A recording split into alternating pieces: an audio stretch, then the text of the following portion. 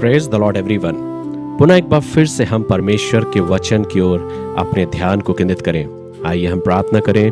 प्रेमी पिता, एक बार फिर से बड़े धन्यवाद के साथ हम आपके करीब आते हैं। हम धन्यवाद देते हैं आज के इस खूबसूरत पल के लिए और इस जीवन के लिए।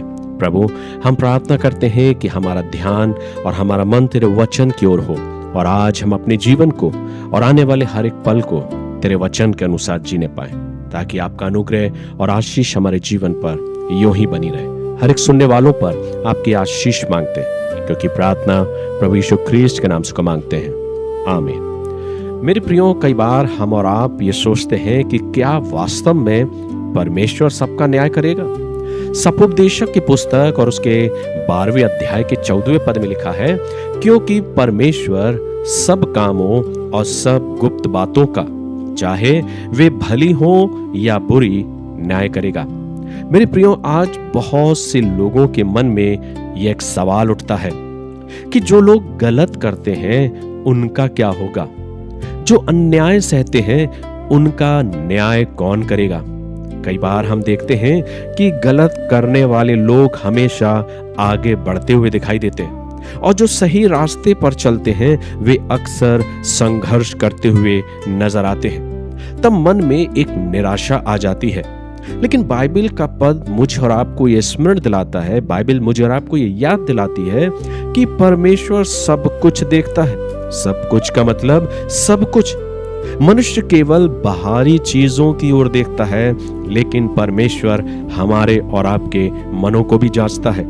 कभी कभी ऐसा लगता है कि न्याय देर से हो रहा है, लेकिन परमेश्वर का समय और उसका न्याय दोनों सिद्ध है।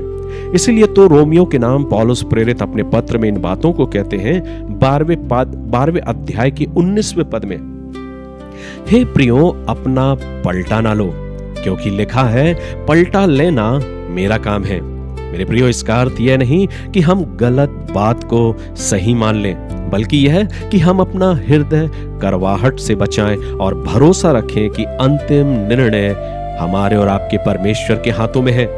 परमेश्वर न्यायी परमेश्वर है मेरे प्रियो, और एक न्यायी परमेश्वर होने के साथ साथ वो दयालु परमेश्वर भी है। वो चाहता है कि मनुष्य अपनी गलतियों से वापस लौटे और एक सही मार्ग को चुने। इसलिए मेरे प्रियो, मनुष्य की आंखों से बहुत कुछ छिप सकता है, लेकिन परमेश्वर की दृष्टि से कुछ भी नहीं छिप सकता।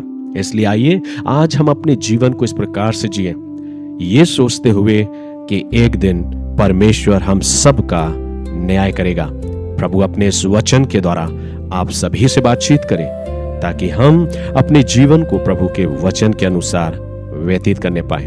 मेरी ये प्रार्थना है, ये दुआ है कि प्रभु आप सभी पर अपने अनुग्रह को यूं ही बनाए रहे।